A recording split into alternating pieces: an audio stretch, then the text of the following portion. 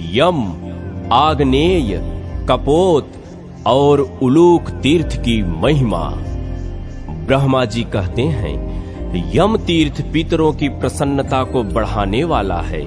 वह प्रत्यक्ष और परोक्ष सब प्रकार की अभीष्ट वस्तुओं को देने वाला है। संपूर्ण देवता और मुनि उस तीर्थ का सेवन करते हैं।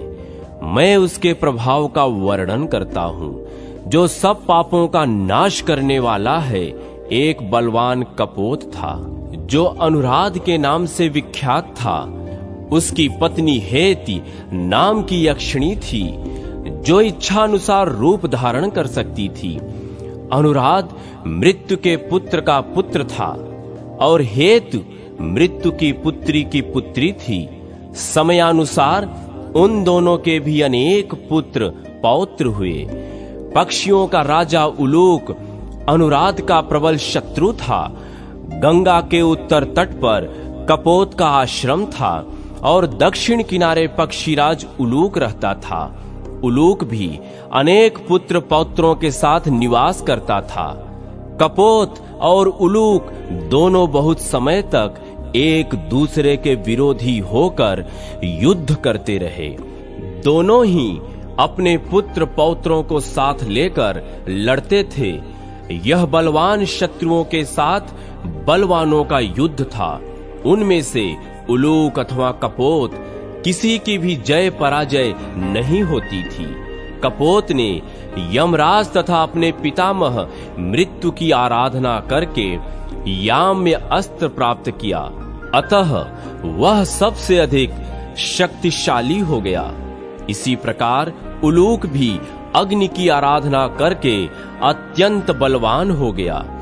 वर पाकर दोनों ही उन्मत्त हो गए थे, अतः फिर उनमें बड़ा भयंकर युद्ध छिड़ गया।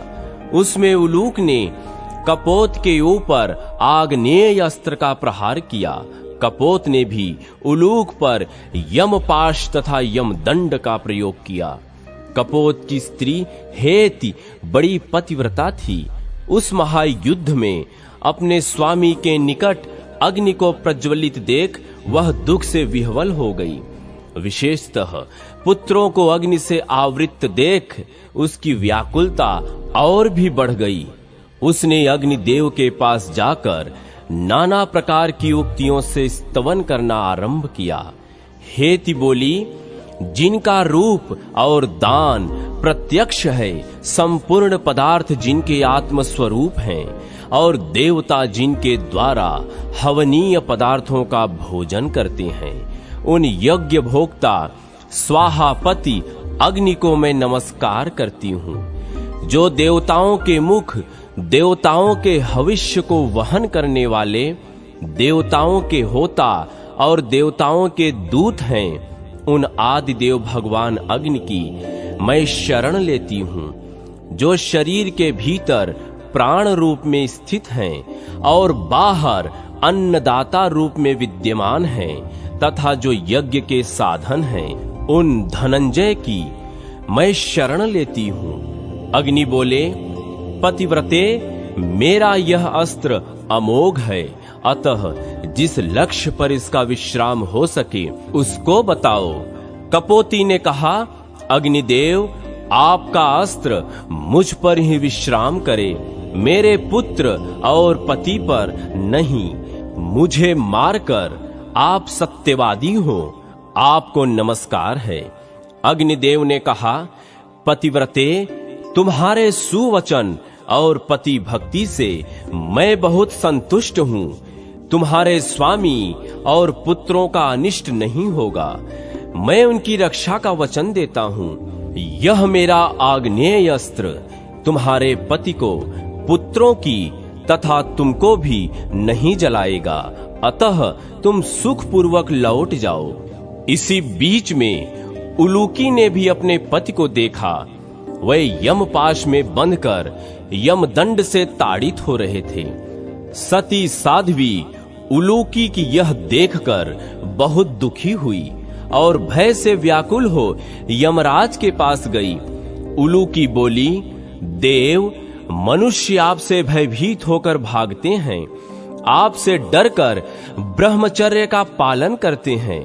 आपके ही भय से धीर पुरुष उत्तम बर्ताव करते हैं और आपके ही डर से कर्मों के अनुष्ठान में लगते हैं। आपसे भय पाकर लोग उपवास करते और गांव छोड़कर वन में जाते हैं।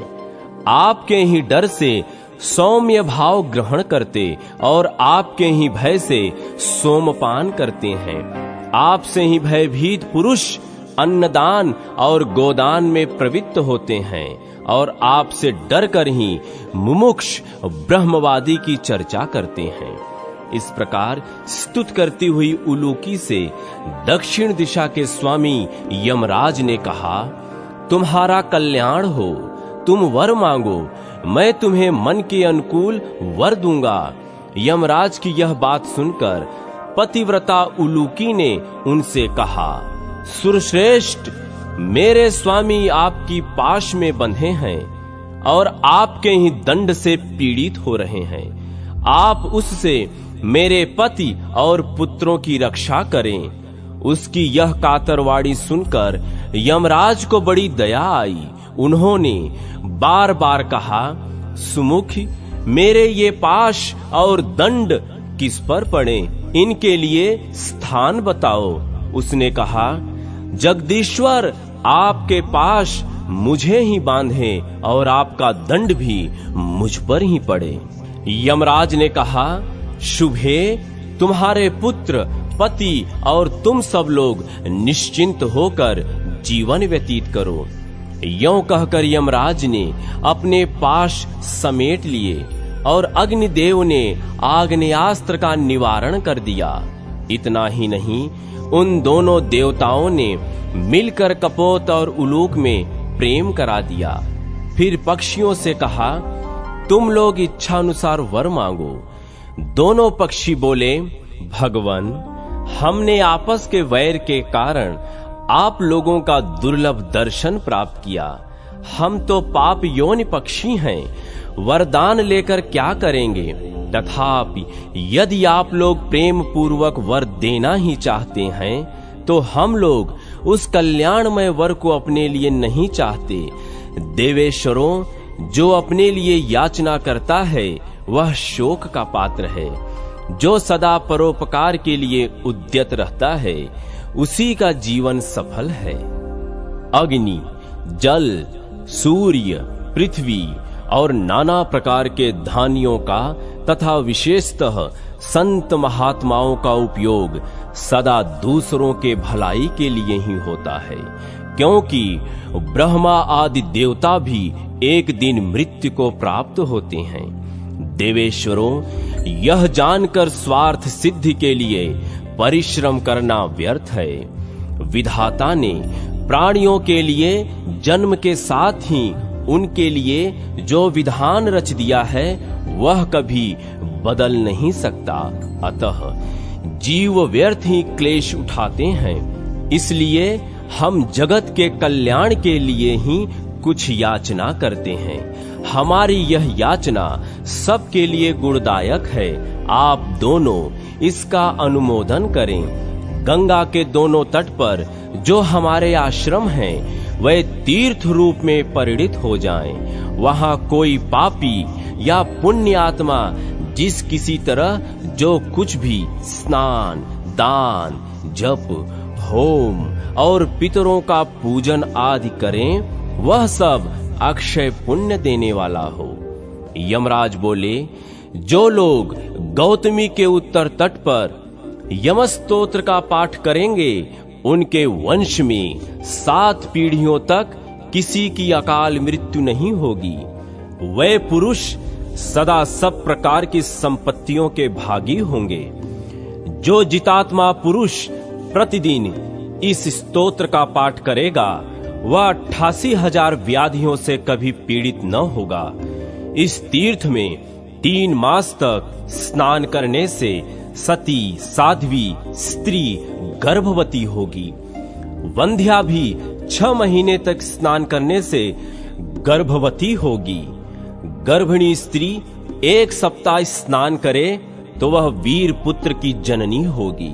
और उसका पुत्र भी 100 वर्ष की आयु वाला, धनवान, बुद्धिमान, शूरवीर तथा पुत्र पौत्रों का विस्तार करने वाला होगा। इस तीर्थ में पिंड आदि देने से पितरों की मुक्ति हो जाएगी। कोई भी मनुष्य इसमें स्नान करने से मन, वाणी तथा शरीर जन्य पाप से मुक्त हो जाएगा। अग्निदेव ने कहा, जो लोग नियम पूर्वक रहते हुए दक्षिण तट पर मेरे स्तोत्र का पाठ करेंगे, उन्हें मैं आयु, आरोग्य, ऐश्वर्य, लक्ष्मी तथा रूप प्रदान करूंगा। जो कोई मानव कहीं भी इस स्तोत्र का पाठ करेगा अथवा लिखकर भी इसे घर में रख देगा, उसको तथा उसके घर को कभी भी अग्नि से भय न होगा। जो मनुष्य पवित्र होकर अग्नि तीर्थ में स्नान और दान करेगा, उसे निश्चय ही अग्निष्टोम यज्ञ का फल मिलेगा। तब से वह तीर्थ याम्य तीर्थ, आग्नेय तीर्थ, कपोत तीर्थ, उलूक तीर्थ और हेत्युलूक तीर्थ के नाम से विद्वानों में प्रसिद्ध हुआ। वहां 3390 तीर्थ हैं और उनमें से प्रत्येक तीर्थ मोक्ष देने वाला है। उन तीर्थों में स्नान करने से मनुष्य पवित्र होते, पुत्र और धन पाते तथा अंत में स्वर्गलोक को जाते हैं।